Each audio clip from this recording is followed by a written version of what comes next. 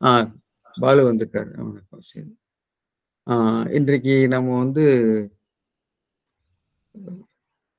இந்த நிகழ்ச்சிக்கு போறதுக்கு முன்னாடி ஒரு சின்ன ஒரு முன்னுரை. அவங்க பெப்சியே சொல்லிவிட்டார்கள். போன வாரம் என்னால தவிர்க்க முடியாத காரணம் என்பது என்னுடைய மைத்துனருடைய ஒரு மறைவு. அதனால தான் அது வர முடியவில்லை. 2ஆம் தேதி அவர் காலமாகிவிட்டார். அ அதற்கு பிறகு நான் பேராசிரியர் சாவி சுப்பிரமணியனாருடைய அவருடைய மண்டபம், அவருடைய தியான மண்டபம், அவருடைய சிலை, அவருடைய ஒரு படிப்பகம், பிறகு தமிழ் தாயினுடைய சிலை, இவைகளெல்லாம் ஒரு வளாகத்திலே, அவருடைய நினைவு வளாகத்திலே அவருடைய பிள்ளைகள் 2 பேரும் கட்டி முடித்திருக்கிறார்கள். அது பெரும் பொருட்செலவிலே அவர்கள் அரசாங்கம் செய்ய வேண்டிய பணியை செய்திருக்கிறார்கள். அதை திறந்து வைப்பதற்காக நான் சென்றிருந்தேன். அதற்கு பிறகு அதுக்கு அடுத்த நாள் அ விக்ரமசிங்கபுரம் அ பாபநாசத்திலே உள்ள பொதிகேடு என்று சொல்லப்படுகிற பாபநாசத்திலே உள்ள திருவள்ளுவர் கல்லூரியிலே பேராசிரியர் சாவி சுப்பிரமணியனாருடைய 7வது நினைவு கருத்தரங்கம். அதில நாட்டார் வழக்காற்றியதை பற்றி உள்ள ஒரு கருத்தரங்கம் நடந்தது. அதில நம்முடைய நண்பர் மானிடவியல் பேராசிரியர் செல்லப்பெருமாள் அவர்கள், எழுத்தாளர் ஜோடி குரூஸ் என்ற 2 முக்கிய விருந்தினர்களும் மாணவர்களும் கற்றுப்பிடித்தார்கள். அதில் இந்த ஆண்டு அவருடைய நாட்டார் வழக்காற்றியல் ஆய்வுகளை மையப்படுத்தி குறிப்பாக நெய்தல் வாழ்வியல் சம்பந்தப்பட்ட செய்திகளை நாங்கள் பகிர்ந்து கொண்டோம். பல பயனுள்ளதாக இருந்தது. இளைய மாணவர்களுக்கு ஒரு பயிற்சியாகவும் இருந்தது என்று சொல்லிக்கொண்டு இப்பொழுது நாம் இந்த நிகழ்ச்சிக்குள்ளே போகலாம்.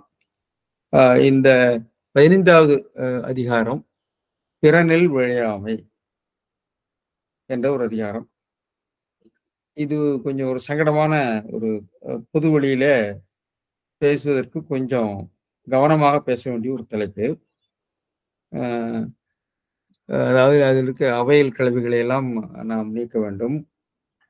இடக்கரை இல்லாமல் பேச வேண்டும்.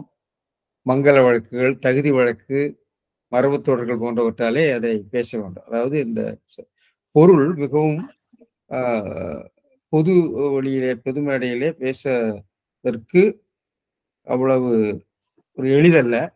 ஆனால் அது திருவள்ளுவர் நிச்சயமாக நான் அதை படித்தபோது தான் ரொம்ப எனக்கு வியப்பாக இருந்தது. திருவள்ளுவர் இந்த ஒரு கடினமான அல்லது சொல்லுவதற்கு மிகவும் சங்கடப்படுகிற செய்திகளை மிக அதாவது விரசம் இல்லாமல் அந்த மொழியினுடைய ஒரு செழுமையையும் மொழியினுடைய அழகுகளையும் அந்த பொருளினுடைய ஒரு என்ன சொல்றது ஆழத்தையும் உணர்ந்து கொண்டு அதை அழகாக மிக அழகாக மிக நாசூக்காக நம்ம இன்றைய பாஷையில் சொன்னா இன்றைய மொழியில் சொன்னா நாசூக்காக அருமையாக சொல்லியிருக்காரு என்றுதான் எனக்கு பட்டது. அதனுடைய 10 திருக்குறளையும் நீங்கள் மீண்டும் படித்து பார்த்தால் அந்த கோணத்தை பார்த்தால் திருவள்ளுவருடைய அந்த மொழி ஆட்சி ஒரு ஒரு பெரிய ஒரு வீழ்ச்சி, அதாவது ஒரு வீச்சு எனக்கு அதில் பட்டது. அதை நம்ம பேசுவாங்க பேசுவோம்.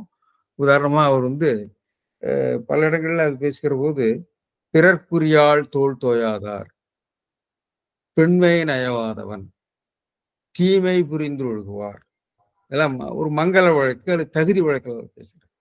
பிறன் பொருளால் பெற்றொழுகுதல், அதாவது பிறன்கடை நிற்பவன் என்று ஒரு மரபு தொடர்கள்.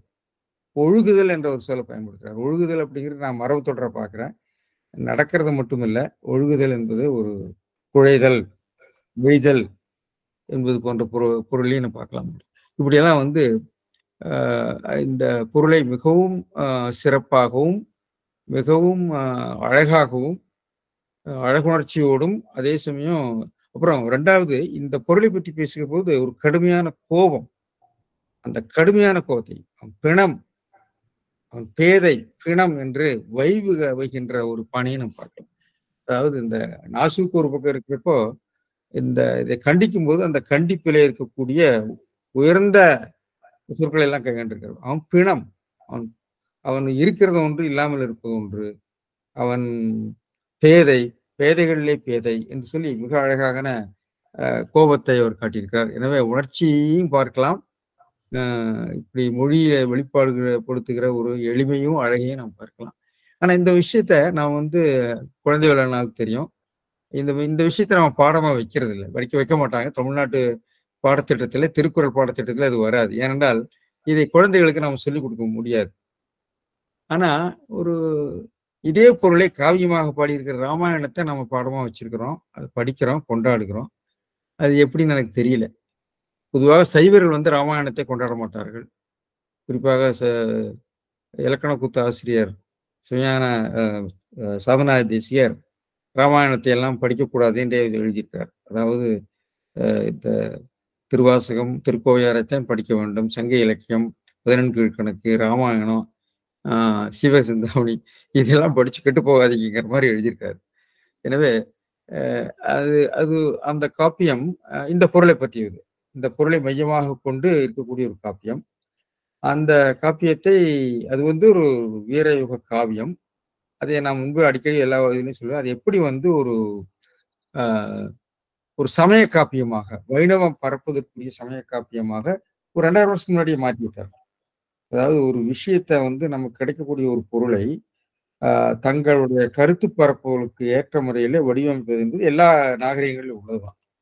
உதாரணமா நீங்க மலையாளத்துல தேன்மாவின் கொம்பத்துன்னு ஒரு அருமையான சினிமா வந்து ரொம்ப எளிமையான வழக்கமான ஒரு நாட்டார் கதைப்பாடல் மாரி இருக்கக்கூடிய ஒரு கதை.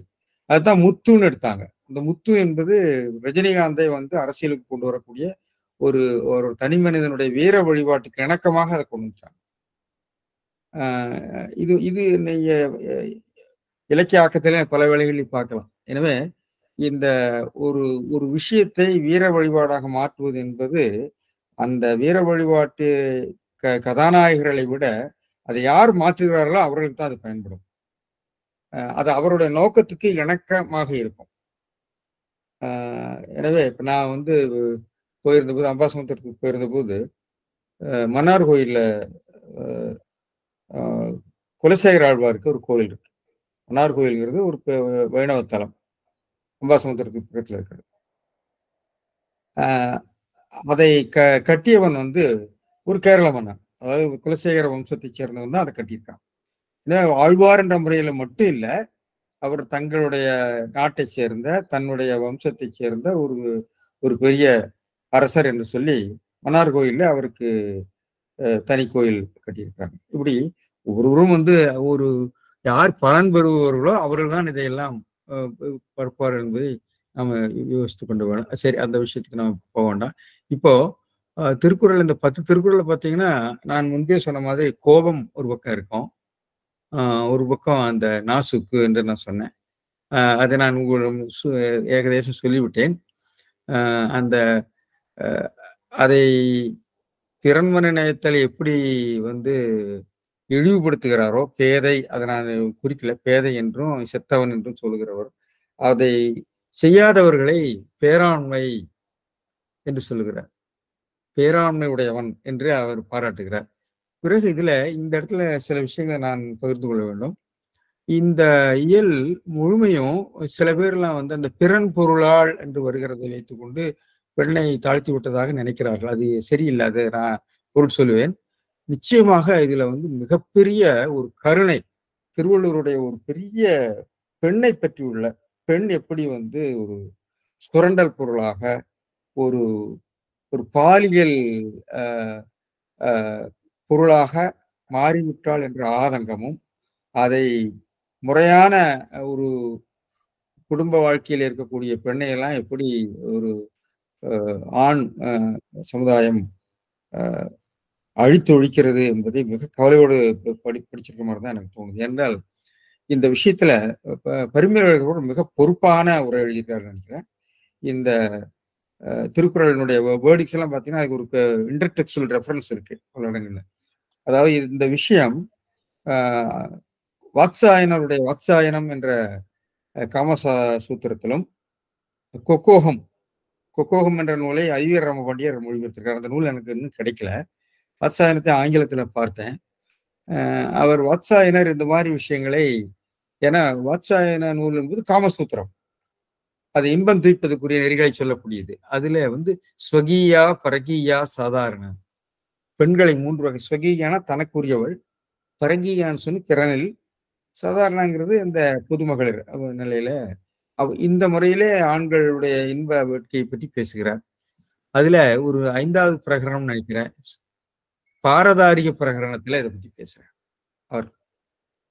அ அந்த அத எடுத்து நீங்க படிச்சீங்கன்னு சொன்னா, அதுல இந்த அ அ இன்ப வேட்கையை நாடிச் செல்லுகின்றவர்கள் எப்படி வந்து பிறன் மனைவியர்களை எப்படி அவர்கள் தங்கள் காதலுக்கு உட்படுத்துவது, வீழ்த்துவது போன்றவற்றையெல்லாம் நெறைய சொல்றார். அது மன்னர்களை மையப்படுத்தி தான் சொல்கிறார். மன்னர்கள், செல்வர்கள பத்தி பேசுகிறார். ஆ அப்படி பேசிவிட்டு ஆனா கடைசியில பார்த்தீங்கன்னா, அவர் பெரிய அதாவது அந்த நூலை பத்தி நம்ம மரியாதை மிகவும் உயர்கிறது. இதெல்லாம் இருந்தாலும் அவர் சொல்றாரு. இது மாதிரி பிறன்மனை நயந்தவர்களுடைய சில கதிகளை எல்லாம் சொல்றாரு. அது ஆபீரா கிங் என்பவன் இப்படி பிறன்மனை நயந்தபோது அவன் ஒரு ஒரு சலவை தொழிலாளியால கொல்லப்பட்டான். அதே மாரி காசியைச் சேர்ந்த ஜெயாசனா என்பவன் அவனுடைய படைத்தலைவனாலே கொல்லப்பட்டான். என்று சொல்லிவிட்டு, அவர் வேறு சில சமூகவியல் செய்திகள் எல்லாம் சொல்றாரு. அதெல்லாம் நான் உங்களோட பகிர்ந்து கொள்றது. ஆந்திர மக்கள், ஆந்திர நாட்டிலே திருமணமான அ க பெண்கள் முதல் இரவை எ அரசனோடு கழிக்க வேண்டும் என்று ஒரு முறை இருக்கிறது. அதே மாரி வத்ச குல்மாஸ் அப்படிங்கிறது வந்து அமைச்சர்கள் தங்கள் மனைவியர்களை அரசனுக்கு கொடுக்க வேண்டும். விதர்ப்ப நாட்டைச் சேர்ந்த மக்கள் தங்கள் அழகான பெண்களை எல்லாம் மனைவிகளை எல்லாம் அரசனுடைய அந்தப்புறத்துக்கு அனுப்பி வைக்க வேண்டும். அபராதகாஸ் அப்படிங்கிறவங்களும் அதே மாதிரி செய்றாங்க. சௌராஷ்டிராவை சேர்ந்தவர்கள் அந்த நகரத்தில் இருக்கக்கூடிய அழகான பெண்கள்லாம் அரசனுடைய அந்தப்புறத்துக்கு செல்ல வேண்டும் என்றெல்லாம் இருக்கிறது என்று சொல்றார். சொல்லிவிட்டு அவர் சொல்லுகிற அந்த வகையில எல்லாம் பார்த்தீங்கன்னு சொன்னா, இந்த பிறன்மனை நயத்தலுக்குரிய யாரெல்லாம் பிறன்மனை நயத்தலுக்கு ஆட்படுகின்றவர்கள்னு சொல்லும்போது, பெரும்பாலும் பொருளாதாரம், சமூக நிலையிலே தாழ்ந்த நிலையில் இருக்கக்கூடியவர்களை பற்றி அவர் பேசுறார். ஒரு குரூப் பேசுறார். அவர்களெல்லாம் வந்து எளிதாக நீங்கள் உங்களுடைய இச்சைக்கு ஆட்படுத்தி விடலாம் என்று பேசுகிறார். இதைத்தான் திருவள்ளுவர் எளிதென இல்லிறப்பான். ஏன்னா அவங்க வந்து வல்னரபிள்ஸ். பணம், பொருள், அவருடைய சமூக நிலை, அவர்களுடைய பல்வேறு நிலைகளிலே அவருடைய அதிகாரத்துக்கு சிக்கொண்டவர்கள் இப்படியெல்லாம் இருக்கக்கூடியது எளிதென இல்லிறப்பான்ங்கிறதுனால தான் அந்த வார்த்தையை சொல்லியிருக்காருன்னு எனக்கு பட்டது. இது அவனுக்கு எளிது, அரசனுக்கு இது எளிது. அதற்காக அப்படி செய்தால் என்ற ஒரு பொருளை அவர் பேசுகிறார். கடைசியில ஒரு 2 செய்யுள் இருக்குது. அவன் சொல்றார் கடைசியில,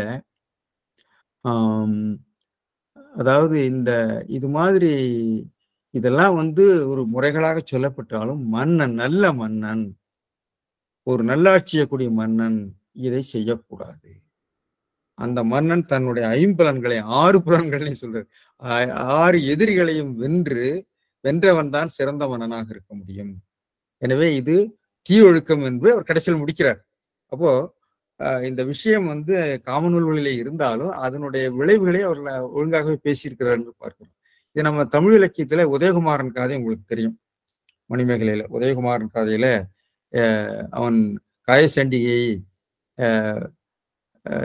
காயசண்டிகனுடைய கணவன் மறைந்திருக்கிறான். காயசண்டிகை வந்து அந்த மணிமேகலை வேடத்தில் இருக்கிற போது அவன் மணிமேகலை என்று நினைத்து அவளை நெருங்கும் போது அவன் கணவன் கொண்டு விடுகிறான் அந்த கதை போகும். அது வந்து அது ஒரு வகையான இந்த பிறன்மனையத்தினால் வரக்கூடிய விளைவுன்னு பார்க்கிறோம்.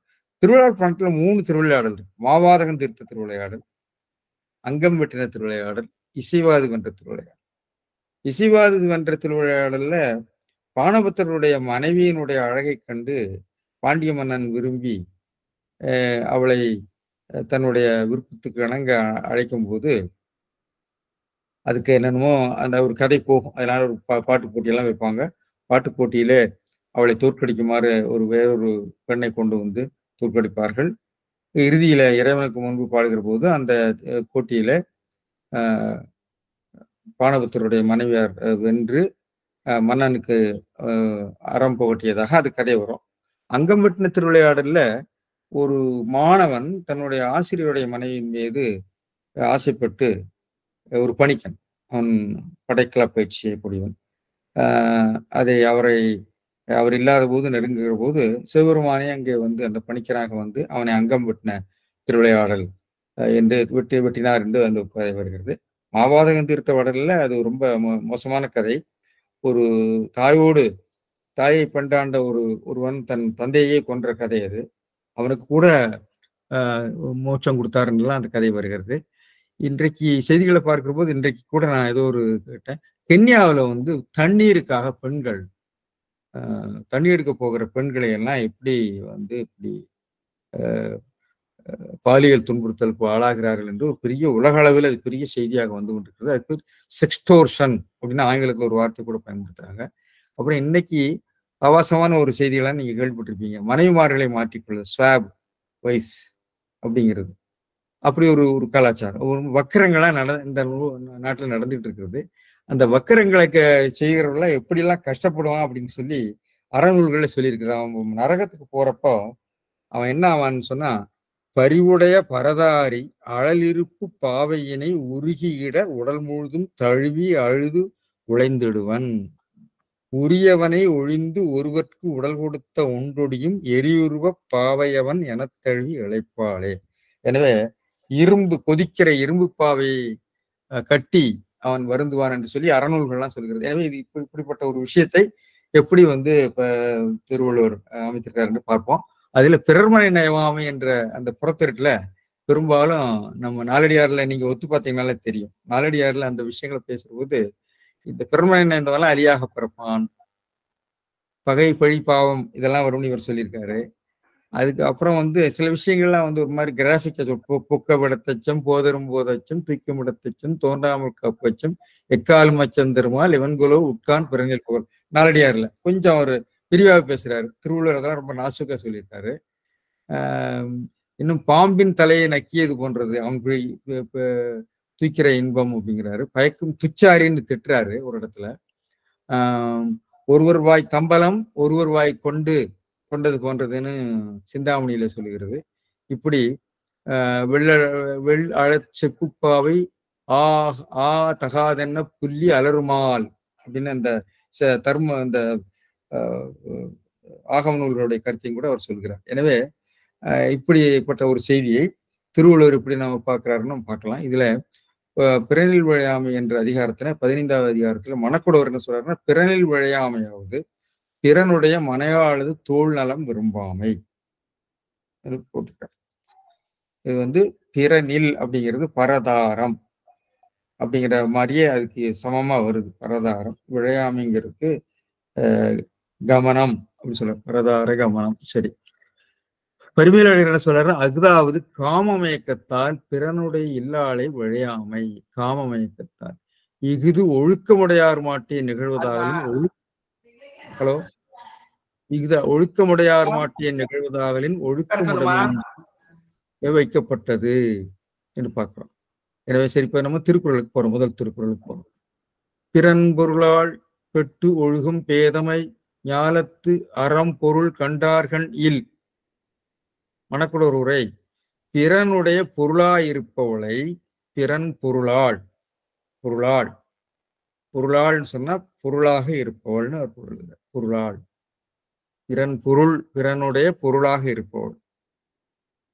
விரும்பி பெட்டுன விரும்பி, ஒழுகுகின்றன நடக்கிறங்கிற பொருள் இருக்கு. ஆனா ஒழுகுதல் என்பது இன்றைக்கு நீங்க வந்து பேச்சு வழக்கில் அவன் வந்து அவகிட்ட ரொம்ப ஒழுகுறான், வழியிறான், குழையிறான் என்ற சொற்கள் இருக்கு இல்லையா? இது வந்து ஒரு மரபு பேச்சு வழக்கு மரபு தொடர். அது அதாக இருக்குமோ என்று நான் சந்தேகப்படுகிறேன். அந்த ஒழுகுதல் அப்படிங்கிறது உயர்ந்த பண்போடு நடந்து கொள்வதுதான் ஒழுகும் என்ற சொல் வரும். அப்போ ஒழுகும் என்பதற்கு ஒரு தீய விஷயத்துக்கு ஒழுகும் என்று சொல்கிற போது ஒன்று அது எதிர்மறை பொருள் வரும், அல்லது வேற இந்த மாதிரி உள்ள மரபு பொருள் வரும் என்று எனக்கு தோன்றுகிறது. எனவே விரும்பி ஒழுகுகின்ற அறியாமை பேதமை உலகத்து அறமும் பொருளும் அறிந்தார் மாட்டு இல்லையாம். அறமும் பொருளும் அறிந்தார் கண்டார்கண், அறமும் பொருளும் அறிந்தார் மாட்டு இல்லையாம் என்று ஒரு பொருள் இருக்கார். பரிமையாளர் எப்படி சொல்றாரு, பிறன் பொருளால் பெற்று ஒழுகும் பேதமை, பிறனுக்கு பொருளாம் தன்மை உடையாளை, பிறனுக்கு பொருளாம் தன்மை, பொருளால் அப்படின்னா பொருளாம் தன்மை உடையாளை பொருளாளனா பொருளை உடையவள் என்று எடுக்கலாம். இங்க எடுத்து பிறனுடைய பொருளாள் அப்படிங்கிறதுனால பிறனுக்கு பொருளாக இருக்கக்கூடியவள் அப்படின்னு அவர் பொருள் எடுத்துக்காரு. காதலித்து பெற்றுன காதலித்து பெற்று விரும்பி ஒழுகுகின்ற அறியாமை அது அப்படியேதான் இருக்கு. ஞாலத்து அறம் பொருள் கண்டார்கள். ஞாலத்தின்கண் அறநூலையும் பொருள் நூலையும் ஆராய்ந்து அறிந்தார் மாட்டு இல்லை. அறம் பொருள் என்பது அறநூல் பொருள். ஏன்னா கண்டார் என்று இருக்கிறதுனால யாம் மெய்யா கண்டவற்றுள் அப்படிங்கிற இடத்துல கண்டதுங்கன்னா கண்டு அறிதல், தெளிதல், ஆராய்தல் அர்த்தம். இப்ப அறிதல்னா யாம் மெய்யா ஆராய்ந்த மெய்யாக என்ற வினையடையல்ல, யாம் மெய்நூலாக ஆராய்ந்தவற்றுள் யாம் மெய்யா கண்டவற்றில்லை எனைத்தொன்றும் வாய்மையின் நல்ல பிற. நான் ஆராய்ந்த மெய்நூல்களில் வாய்மை போன்ற ஒன்று இல்லை என்று அர்த்தம். கண்டு அப்படிங்கிறதா அந்த சொல்லனுடைய பொருளை நிச்சயம் பண்ணுது. அப்போ அறம் வந்து அறநூல். அல்ல அறம்னு ஒரு பொதுவாக எடுத்திருக்கிறாரு. எடுக்கலாம், எடுக்கக்கூடாதுன்னு இல்லை. ஆனால் பரிமேலழகர் வந்து அந்த பொருளுடைய சொச்சேர்க்கை, அந்த கொலொகேஷன் இருக்கு. கொலொகேஷன்னாலதான் அந்த பொருளுக்கு அந்த சொல்லுக்கு பொருள் வருது. எந்த சொல்லோட சேர்ந்து வருகிறதோ அப்பொழுதுதான் அதனுடைய பொருள் மாறுகிறது, பொருள் வேறுபாடு அடைகிறது. அதை அவர் நன்றாக உணர்ந்துதான் கண்டார் என்று சொன்னா காண்பது எதை எப்படி காண்பதுங்கன்னா நீ என்னத்தை கண்டான். உதாரணமா புதுமைப்பித்தனுடைய ஒரு இதுல அந்த வாழ்க்கை என்ற ஒரு கதை வரும். அதுல ஒரு பெரிய ஒரு சாமியார் வந்து பிரசங்கம் பண்ணிட்டு இருப்பார். இன்னொரு சாமியார் இங்க அவன் பெருசா கண்டான் அப்படின்னு சொல்லுவார். அதை நான் சொல்லியிருக்கிறேன். பெருசா கண்டானா அப்படின்னு. கண்டானா பெரிய ஆராய்ந்து தெரிந்து விட்டானா என்ற ஒரு அர்த்தத்துல அந்த இடத்துல வரும். நாம ஒரு பேச்சில் இருக்கு, பெரிய அவன் கண்டா மாதிரி பேசுறான் அப்படின்னு பேசுவோம். எனவே அதை நான் வர்றேன் அதுக்கு பிறகு. எனவே இந்த இடத்துல பிறன் பொருள் அப்படிங்கிறது பிறன் உடைமைன்னு கொடுத்திருக்கிறார். ஆனா இந்த இடத்துல நம்ம சற்று வேறுபட வேண்டியிருக்கிறது. ஏனென்றால் இதை தேப்பூமி கூட இந்த திருக்குறள் விளக்கியிருக்காருன்னு நினைக்கிறேன். நாடுமுகம் வள்ளுவர் கண்ட நாடுமுகம்னு நினைக்கிறேன். அதாவது பிறன் பொருள் என்பது அவனுடைய இன்பப் பொருள். பொருள் என்பது பொருட்டாக இருக்கக்கூடியவள், அதாவது ஒருவனுடைய இன்பத்துக்குரிய பொருள். இன்பம்னு அர்த்தம் அந்த இடத்துல. பிறனுடைய இன்பமாக இருக்கக்கூடியவளைன்னு பொருள் இருக்கும். ஏனென்றால் அறம் பொருள்னு பின்னாடி வருது. அறம்பொருள் கண்டார்கள் அவளுக்கு பொருளாக இருக்கக்கூடிய இன்பப் பொருளாக இருக்கக்கூடியவளை விரும்புதல் அப்படின்னு நம்ம பொருள் கொள்ள வேண்டும். எனவே இந்த இடத்துல பரிமேலழகரே அதை சுட்டவில்லை என்று எனக்கு ஆச்சரியமா இருக்குது. இன்பப் பொருளுக்கு உரியவள் என்று நாம் எடுத்துக்கொள்ள வேண்டும். ஏனென்றால் பொருள் என்பது பல வேளைகள்ல பொருட்டு என்ற பொருள்ல, அதாவது ஒரு பதார்த்தம் என்ற பொருளில சினத்தை பொருள் என்று கொண்டவன் கேடுன்னு சொல்ற, சினத்தை பதார்த்தமாக கொண்டவன், சினத்தை தன்னுடைய என்ன சொல்றது கொள்கையாக கொண்டவன் என்ற அர்த்தத்தில் இந்த இடத்துல பொருள் என்பது அறம்பொருள் இன்பம் வீடு என்ற அந்த இன்பப் பொருளாக இருக்கக்கூடிய, அதாவது புருஷார்த்தங்களில் ஒன்றாக இருக்கக்கூடிய அவனுடைய பெண்ணை அப்படின்னு பொருள் சொல்ல வேண்டும். இந்த பொருளை நம்ம தேப்பூமி அவர்கள் அங்கே ஒரு இடத்துல எழுதியிருப்பார். எனவே பிறன் உடைமை என்று அவர் சொல்லியிருக்கிறார். உடைமை என்று சொல்வதில் தவறில்லை. ஏனென்றால் ஒரு ஆடவனுக்கு அவனுடைய பெண்டு பிள்ளைகள் வீடு மாடு எல்லாமே உடைமை தான். அவனுக்கு உடைமை என்று சொன்னால் அவனுக்கு உரிமை இருக்கிறது என்று, உரியவை என்ற அர்த்தத்துல நம்ம எடுத்துக்கொள்ள வேண்டும். எனவே அதனால் அவர் பெண்ணை தாழ்த்தி விட்டார் என்று நான் இங்க நினைக்கல, வேற இடங்கள்ல இருக்கு, அது வேற. இந்த இடத்துல பெண்ணை பற்றி ஒரு பெரிய அக்கறை தான் நான் இந்த 10 திருக்குறளை பார்க்கிறேன் சொல்லி விரும்புகிறேன். அறம்பொருள் என்பன ஆகுபேர். அறம் என்பது அறநூல், பொருள் என்பது பொருள் நூல். ஏனென்றால் அறத்துல இது மாதிரி ஒரு செய்தியை நீங்க பார்க்க முடியாது. பொருள் நூலிலும் அரசனுக்கு காமசாஸ்திரத்துல கூட கடைசியில் என்ன சொல்றாரு, இது இன்பம் தூக்கிறவனுக்குரிய விஷயத்தை சொன்னாலும் அரசன் இது மாதிரி செய்தால் அவன் கொலை உண்பதற்கு நிறைய வாய்ப்பு இருக்கிறது. இதெல்லாம் மீறி அவன் புலன்களை அடக்க வேணும்னு தான் சொல்லி முடிக்கிறாங்க. எனவே பொருள் நூல்லையே அது இல்லை, இட்ஸ் நாட் ரெக்கமெண்டட். இன்ப நூலார் வந்து சொல்லியிருக்கிறாங்க. இன்ப நூல்ல அந்த ஒரு விவரண நிலையில இன்பம் தீர்ப்பதற்குரிய களங்களாக சொல்லப்பட்டிருக்கிறதுங்கிறத பரிமேலழகர் எடுத்து சொல்லுவார் பாருங்க. அடுத்த அதுக்கு வர்றேன். எனவே அறம்பொருள் என்பன ஆகுவேர். செவ்வெண்ணின் தொகை விகாரத்தால் தொக்கு நின்றது. அதாவது அறம்பொருள்னா அறம்பொருள் என்ற இரண்டும் என்று வர வேண்டும். இப்படி தானம் தவம் இரண்டும் என்று இந்த செவ்வெண்ணுன்னு சொன்னா எண்ணும் போது சொற்களை மட்டும் சொல்லி நிறுத்துறது, போடாம, இல்லாமல் ஆடு மாடுன்னு நம்ம சொல்ற மாதிரி ஆடு மாடு என்ற இரண்டும் என்று சொல்கிற மாதிரி அங்கு இல்லை, அதனால எண்ணுதல் எண்ணும்போது செவ்வே நிறுத்தி எண்ணுதல் என்று அர்த்தம். செவ்வெண்ணுனா எனவே அது தொகை. அந்த அறம்பொருள் என்ற இரண்டும் என்ற சொல் இரண்டும் என்ற விகாரத்தால் தொக்குன்று. அந்த வாக்கியத்தை நீங்க விரிக்கும் போது இப்படி விரிக்க வேணும். ஏன்னா நீங்க மேல பார்த்தீங்கன்னா வாகத்தை விரிச்சுப்பார். அறநூலையும் பொருள்நூலையும் ஆராய்ந்தார் மட்டும் இல்லைன்னா அவர் உம்மு போட்டு போயிட்டாரு. எந்த இரண்டையும் நாம் விரிக்கலாம். ஏன்னா தானம் தவம் இரண்டும் அங்க வருகிறது. தானம் தவம் இரண்டும். அதே மாதிரி சுவை ஒளி ஊறு ஓசை நாற்றம் என்று ஐந்தின் அழுக்காறு அவா வெகுளி இன்னாச்சொல் நான்கும் என்று தொகை பெற்று வர வேண்டும். தொகைனா சமப்பணி சொல்லணும். எத்தனை சொல்றேங்கன்னு சொல்லணும். அறம்பொருள் என்ற இரண்டும் என்று அந்த சொல் தொக்கு நிற்கிறது. அது விகாரத்தாலே தொக்கு நிற்கிறதுங்கிறது சொல்றாங்க. சரி, இப்ப நான் மறுபடியும் அறம்பொருள் அப்படிங்கிற பொருள் சொல்ற போது சொன்னேன், இன்பம் ஒன்றையே நோக்கும் என்பவங்களுடையார், காமசாஸ்திரத்தை பத்தி சொல்லக்கூடியவன் தீய ஒழுக்கத்தையும் பரகீயம் என்று கூறுவராகலின் ரொம்ப அழகாக எழுதியிருக்கார். இத்தீய ஒழுக்கத்தையும் பரகீயம் சொகீயம் பரகீயம் என்று கூறுவலாதரின், அதாவது காமநூல்ல இன்ப நூல்ல இதை சொல்லப்பட்டிருக்கிறது.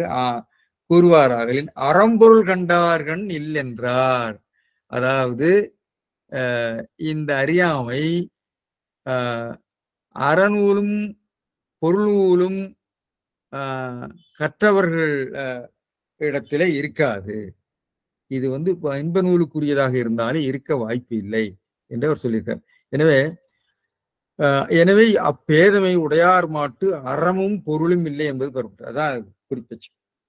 அந்த பேதமை உடையார் மாட்டு, அதாவது இன்பந்திப்பதற்கு இது ஒரு வழியில் நினைக்கப்படும் அறமும் பொருளும் இல்லை என்பது பெறப்பட்டதுங்கிறது ரொம்ப அழகாக குறிப்பிச்சமாக எழுதியிருக்கார்.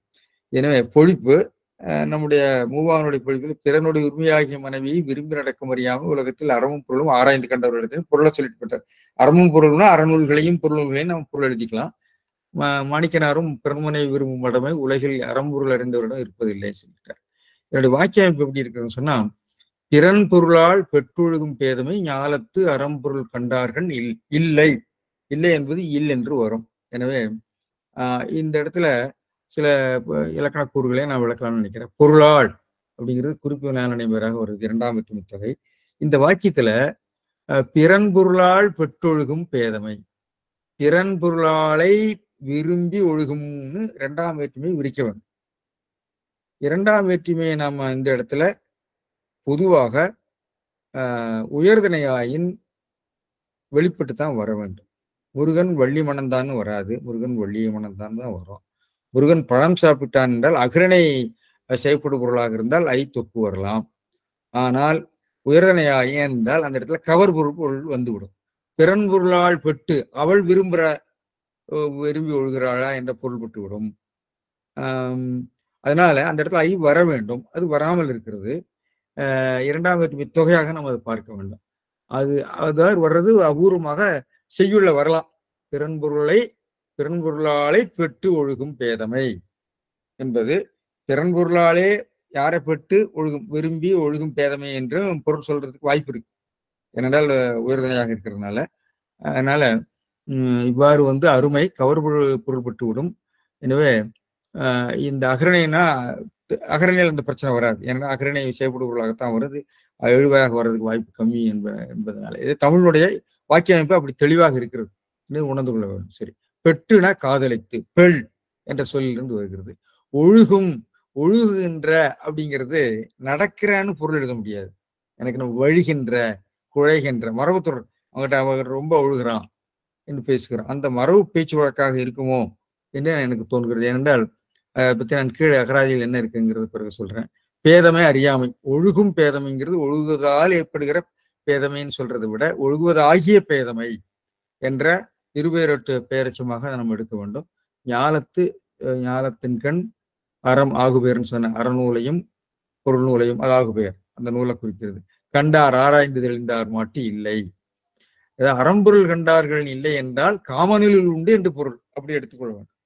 அறம்பொருள் கண்டார் அந்த நூல் அது கிடையாது, காமநூல்ல இருக்கிறது. ஒரு இன்ப அனுபவிப்பதற்குரிய வழியாக சொல்லப்பட்டிருக்கிறது, இங்கே இல்லை என்பதையும் நாம் உணர்ந்து கொள்ள வேண்டும்.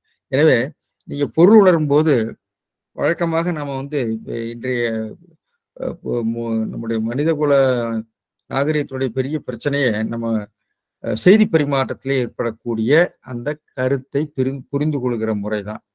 அதுல ஒவ்வொரு கட்டங்களிலும் நம்ம வீட்டுல தனியா பேசுற போது, பொது வெளியில பேசுற போது, நாம் சொல்லுகிற சொல்லை வேறொன்றாக புரிந்து கொள்ளக்கூடிய தன்மையினாலதான் எல்லா பிணக்குகளுமே வருகிறது.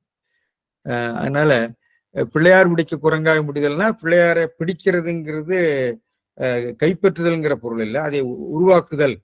பிள்ளையாரை வச்சு மாவுல வச்சு பிடிக்கிற போது அதை உருவாக்குற போதுங்கிற பொருளை நாம தப்பா புரிந்து கொள்கிறோம். கொன்றால் பாவம் தின்றால் தீரும்னு சொன்னா, கொன்றால் பாவம் தின்றால் பாவம் உங்களை தின்றால் தான் அது தீரும். அந்த பாவம் உங்களை தின்றுவிடும், அப்பதான் தீரும் என்று நாம் பொருள் உணர்வோம். எனவே பிறர உணர்தல், அதான் அவித்தை மருள் என்ன சொல்றாங்க, ஐயம் திரிவு மயக்கம் பிறர் கூடலாம் நம்ம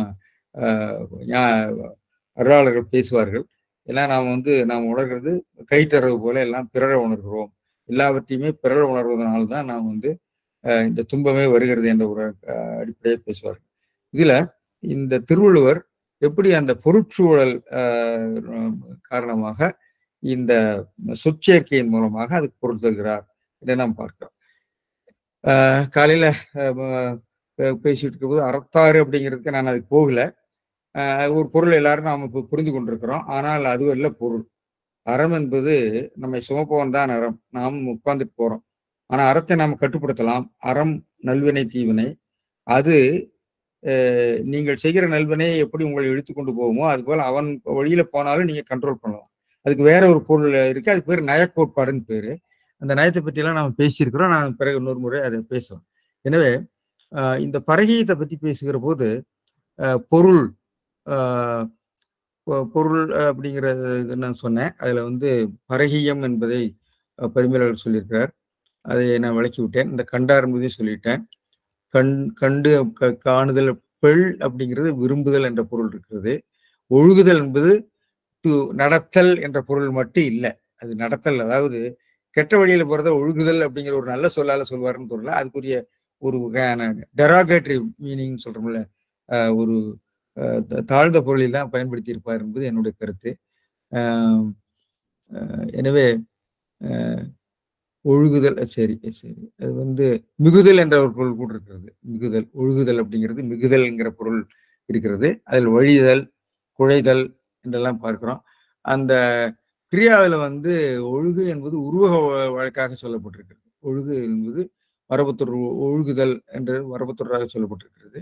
வழிதல், குழைதலுக்கு இந்த பொருள் இருக்கிறது. வழிதல் சொல்ற போது ஒருவருடைய மதிப்பு, கவனம், பிரியம் போன்றவற்றை பெறுவதற்காக அசட்டுத்தனமாக குழைதல். ஃபான் அண்ட் சம்மன், அவரிடம் ஏன் இப்படி வழிகிறாய், குழைதல் அப்படிங்கிறது அப்படி வருகிறது. ஒரு காரியம் நடக்க வேண்டும் என்பதற்காக ஒரு அளவு கடந்து தயமாக நடந்து கொள்ளுதல், ஃபான் ஆன். காரியமாக வேண்டும் என்றால் அவன் நாய் போல குழைவான் என்று நாம் பார்க்கிறோம். எனவே கான் என்பது கண்டறிதல், ஆராய்தல் என்ற பொருளை நாம் பார்க்கிறோம். எனவே ஆராய்ந்தான் காணுதல் என்பதும் தெரிதல், ஆராய்தல் என்ற பொருள்ல இன்றைக்கு கூட அவன் பெருசா கண்டான் பெருசா என்று புதுப்பித்திர நான் சொன்னேன். எனவே இந்த சொற்சேர்க்கை தான் இந்த சொல் பொருளுடைய பொருளை நிச்சயிக்கிறது என்பதை நாம் பார்க்கிறோம். சரி, இதோட நம்ம இதை நிறுத்தி கொண்டு அடுத்த திருக்குறளுக்கு போகலாம். இந்த இதுல அரண்கடை நின்றாருள் எல்லாம் பிறன்கடை நின்றாரின் பேதையாறு, இதுவும் அருமையான ஒரு சொல்லாட்சி. அரண்கடை நின்றாருள் எல்லாம் பிறன்கடை நின்றாரின் பேதையார். பேதை, அங்கேயும் பேதைமை சொன்னாரு, இங்க பேதைங்கிற முட்டாப்பம். மணக்குடவர் உரை, காமத்தின் கண்ணே, அரண்கடை என்பதற்கு காமத்தின் கண்ணே நின்றார் எல்லாரினும், பிறனொருவன் கடைத்தலை பற்றி நின்றவர்களை காமத்தின் கண்ணே அப்படின்னு எடுக்கிறார். அரண்கடை என்பார் காமத்தின் கண், அரணுக்கு கடைசியாக இருக்கக்கூடியது கடை. எல்லாரினும் பிறனொருவன் கடைத்தலை பற்றி, கடைங்கிறது பிறன் கடைங்கிறது வாயில் என்ற பொருள், அங்க இறுதிங்கிற பொருள். பற்றி நின்றவர்கள், அதாவது பல பொருள் ஒரு சொல்லாக வருகிறது. வென்றவர்களைப் போல அறியாதார் இல்லை சொல்லியிருக்கார். ஆனால் பரிமேலழகர் எப்படி சொல்றாரு பார்ப்போம். அரண்கடை நின்றார்கள் எல்லாம், காமம் காரணமாக பாவத்தின் கண் நின்றார் எல்லாருள்ளும், அதாவது நின்றாருள் எல்லாம் நின்ற எல்லாருள்ளும்னு மாத்தி போடுறாரு. இதுக்கு பேரு வந்து வந்து இது வந்து ஒரு வகையான அன்பயம்னு சொல்லுவாங்க. பொருள்கோள்ல ஒரு வகை. அதாவது இடைச்சொற்களை கூட பிரித்து கூட்டலாம் என்ற ஒரு விதி இருக்கிறது பிரயோகத்துல.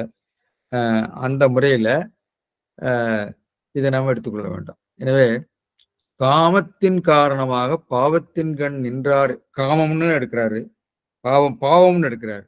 அரண் கடைங்கிறதுக்கு பாவம், அறத்தினுடைய கடைசியாக இருக்கக்கூடிய பாவம், காமமாகிய பாவம். பாவத்தின் கண் நின்றார் எல்லாருள்ளும் பிறன்கடை நின்றாரின் பேதையாரில். பிறன் இல்லாளை, பிறன்கடைங்கிறதுக்கு நாசுக்கா சொல்லியிருக்காரு. பிறன்கடை அப்படிங்கிறதுக்கு இந்த வாசல்ல காத்து கிடக்கிறது, வாசலிலே காத்து கிடக்கிறது. இதெல்லாம் அந்த காலத்துல இந்த சினிமா கிசுகிசு பத்திரிகையில வரும். அங்க வாசல்ல காத்து கிடந்தார் அப்படின்னு எல்லாம் எழுதுவாங்க. வாசல்ல காத்து கிடக்கிறது அப்படிங்கிற ஒரு மரபுத்தோடு தான் இது.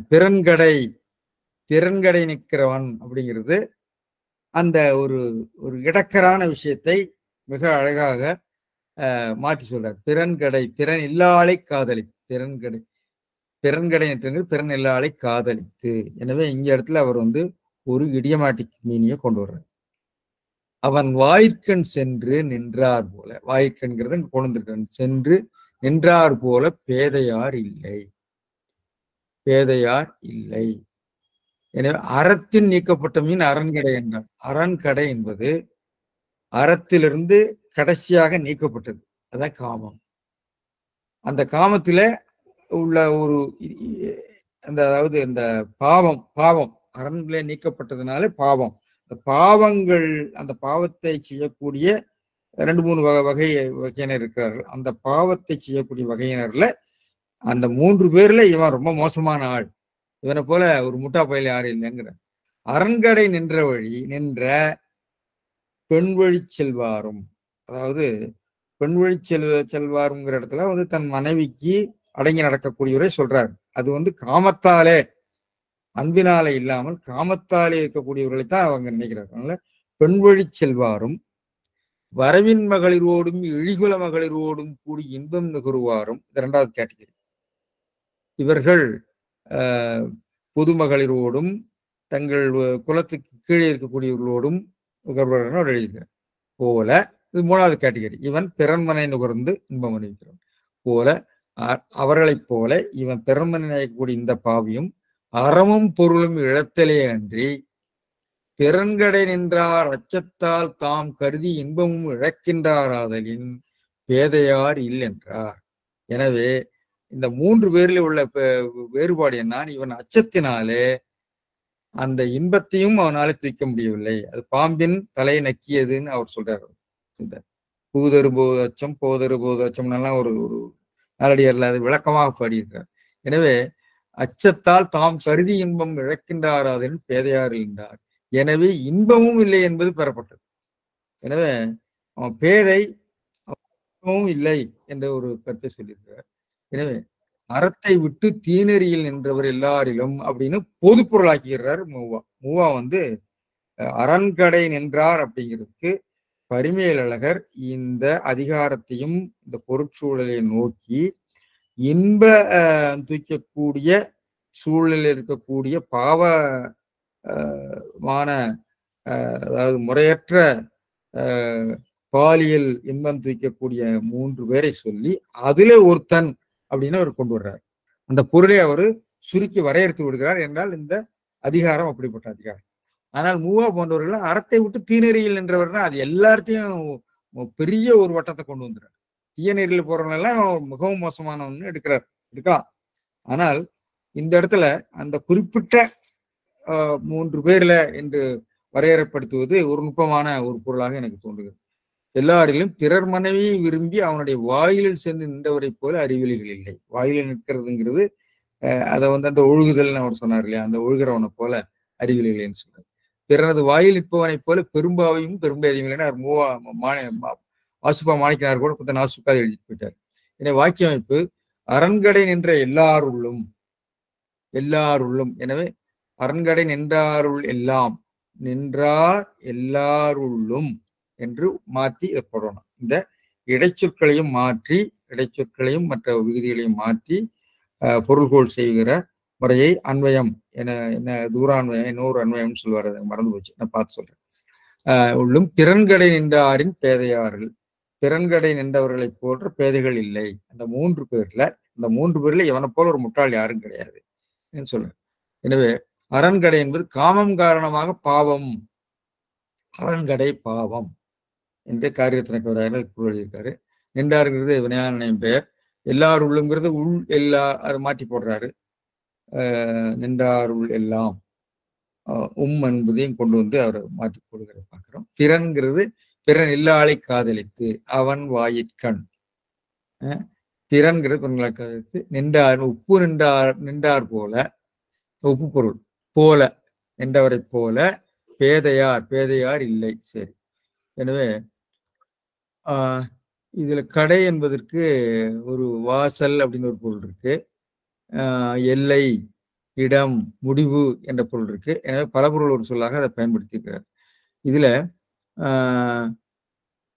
நான் முன்பே சொன்ன மாதிரி இந்த இடத்துல இந்த உள் என்பது உள் பிறன்கடை நின்றாருள் பேதையார் என்றது போல, அதாவது இல் அப்படிங்கிறது வந்து உண்டு என்பதனுடைய எதிர்மறை வடிவம். இல் என்கிறது பெயரச்ச வடிவம் அல்ல, பெயரச்ச அடியும் அல்ல, அது வினைமுற்று. உண்டு என்பதனுடைய எதிர்மறையாகிய இல் என்பது இருக்கிறது என்று சொல்லி காரியத்தினக்கவராயர் இதை விளக்கி இருக்கிறார் இலக்கணத்துல. அப்புறம் இதுல முக்கியமா இன்னொரு சொல்ல வேண்டியது, ஐம்பாலிட பொதுச்சொல்லாகி இல் என்பது கூட படற்கையில் என்றமைக்கு இது மேற்கோளாக வருகிறது. மேற்கோளாக நாம் பேசிட்டு இருக்கோம். இந்த இல் என்பது ஐம்பாலுக்கும் வரக்கூடிய வேறு உண்டு இல்லைன்னு வருது இல்லையா, எல்லாத்துக்கும் அவன் நீ நான் எல்லாவற்றுக்கும் வரும் இல்லையா, அதுக்கு ஒரு எடுத்துக்காட்டாக கொடுத்திருக்காரு இலக்கண வழக்கத்துல. இவர் நான் முன்பே சொன்ன மாதிரி அரண்கடை நின்றாருள் அப்படிங்கிறத நின்றாருள் எல்லாம் நின்ற எல்லாருள்ளும் என்று என்பதை அவர் பிரித்து கூட்டி பிரித்தல். அதுல வந்து 2 விஷயம் இருக்கு. ஒண்ணு வந்து அந்த சொற்களை மாற்றி போடுறது ஒன்று. இந்த உள் என்பது உள் என்ற 7ஆம் வேற்று முறுவு 3 பொருள்ல வரும். ஒன்று இந்த மேசைக்குள்ளே இது இருக்கிறது என்று சொன்னால் இடப்பொருளை உணர்த்தும். இன்னொன்று வந்து பிரித்து கூட்டல், அதாவது தெய்வத்துள் வைக்கப்படும், வையத்துள் வாழ்வாங்கு வாழ்வான், தெய்வத்துள் வைக்கப்படும் என்பது பிரித்து கூட்டல், விபாக யோகம். கூட்டி பிரித்தல் என்பது இன்னொன்று. எனவே இங்க கூட்டி பிரித்தலாக வருகிறது. அறம்பொருள்கள் என்னது, திருக்குறள் என்னது இருக்கு, பிறன்கடை நின்றாருள் எல்லாம், நின்றாருள் அதிலிருந்து அவனோடு கூட்டி அதுல பிரிக்கிறது, அந்த 3 பேர்ல இருந்து பிரிக்கிறது. அந்த பிரிக்கிறதுனால அது வந்து கூட்டி பிரித்தலுக்கு இதை உதாரணமா கொடுத்திருக்கிறாரு நம்முடைய இது. உள் வந்து குறளில இந்த கூட்டி பிரித்தல் பொருளை நிறைய வருது. இடப்பொருள் 3 பொருள் இருக்கு. உள் என்பதற்கு இடப்பொருள், கூட்டி பிரித்தல், பிரித்து கூட்டல். யோக விபாகம், விபாக யோகம்னு அது சமஸ்கிருதத்தில் சொல்லுவாங்க, பிரயோகத்துல சொல்லியிருக்காரு. எனவே பார்த்தீங்கன்னு சொன்னா வையத்துள் வாழ்வாங்கு வாழ்வான், தெய்வத்துள் வைக்கப்படும் என்று வரும். இப்படி இந்த உள் என்பது விளக்கப்பட்டிருக்கிறது. இவர்களுக்குள்ளே என்றார்கள் எல்லாம் இவனை போல ஒரு மோசமானவன் இல்லை என்று அது கூட்டி அவர்களோடு கூட்டி அதை பிரிக்குது இந்த உள் என்பது. எனவே உள் என்ற 7ஆம் வேற்று உருவு 3 பொருள்களே கூட்டி பிரித்தல் பொருளுக்கு வந்ததாக பிரயோகம் சொல்லுகிறது. இவ்வாறு இந்த திருக்குறள்களை விளக்கியிருக்கிறார்கள் என்று சொல்லி இந்த 2 திருக்குறளோடு இன்றைக்கு நாம் நிறுத்திக்கொள்ளலாம் நினைக்கிறேன். இந்த இலக்கண விளக்கங்கள் இதை புரிந்து கொள்றதுக்கு இன்னும் ஆழமாக, அதாவது பரிமையாளர் இந்த பொருளை சொல்வதற்குரிய பின்புலமாக அமையும் என்று சொல்லி இந்த உரையை நான் நிறைவு செய்கிறேன். நன்றி, வணக்கம்.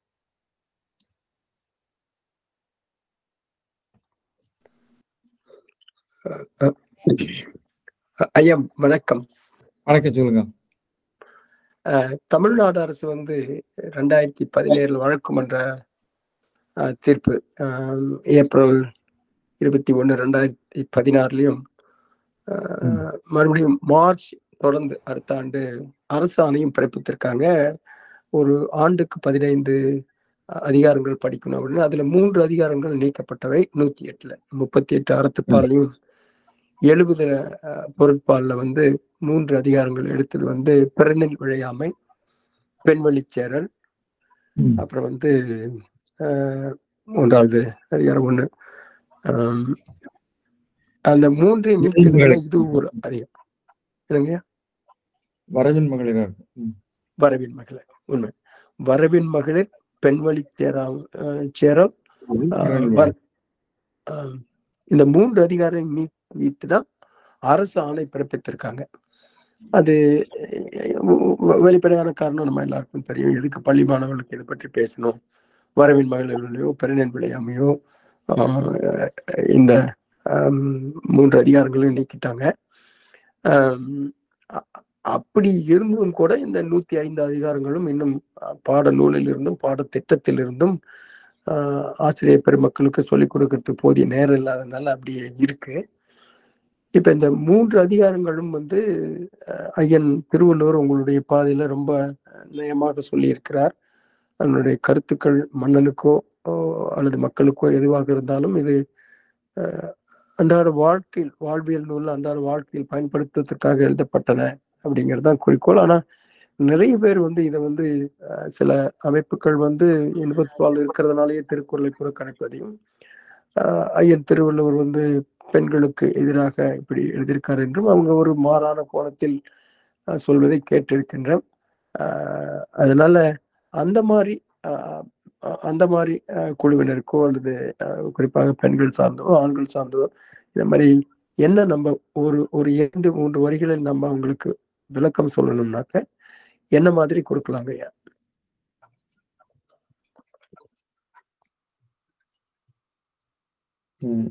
எனக்கு தெளிவா புரியல நீங்க கேட்டது. இல்ல, காமத்து பால் வந்து சொல்லிக் கொடுக்க கூடாது, திருவள்ளுவர் வந்து பெண்களை இழிவுபடுத்துறாரு அப்படி இல்ல. அது அப்படி இல்ல. இந்த விஷயம் வந்து விஷயம் விஷயத்த குழந்தைகளுக்கு சொல்லிக் கொடுக்க வேண்டாங்கிறது தான் இதனுடைய கருத்து.